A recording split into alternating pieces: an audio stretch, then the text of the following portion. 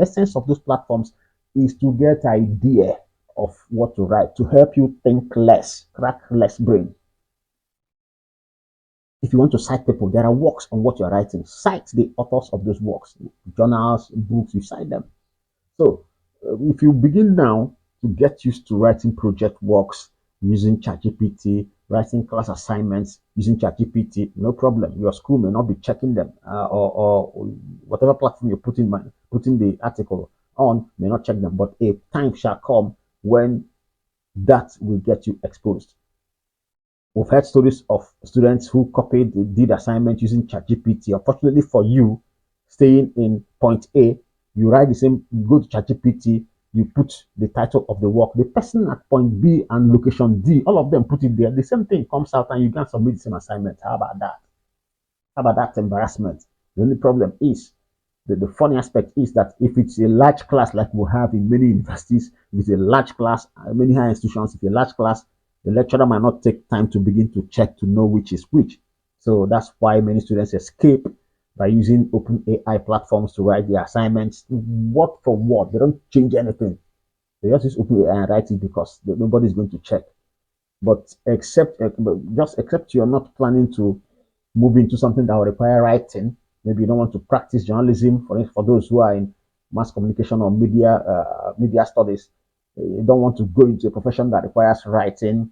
You don't want to go into academics where you'll be teaching and writing. Fine, you can escape. But at that point, you find out that having gotten used to using OpenAI, you'll be messed up at that time because your brain it will not be working well to bring out your own ideas.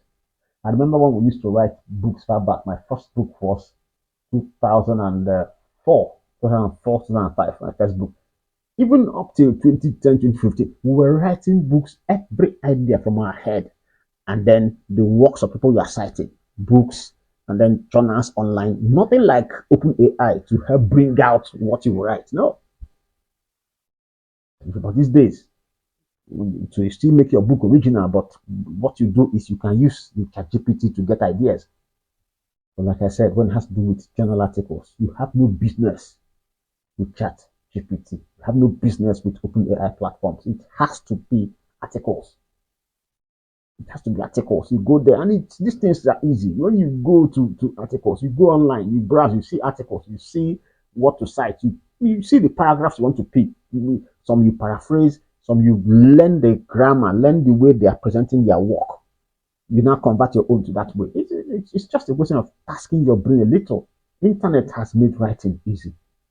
As it has to do with citing ChatGPT, I've said it is not proper. Some persons will say, yes, it's okay to cite. If you want to go and present a paper, you're invited to a workshop, or you're invited to a platform, maybe an association is doing something and they invite you to come and speak on something, and you want to use ChatGPT to bring out ideas, what you're going to speak, you're in a hurry, and it's not an article that you're not doing a paper that you submit to be published anywhere. You can use ChatGPT, get your ideas, go there and then speak and come out. But if it is something that has to be published, I don't think it is proper to use ChatGPT word for word.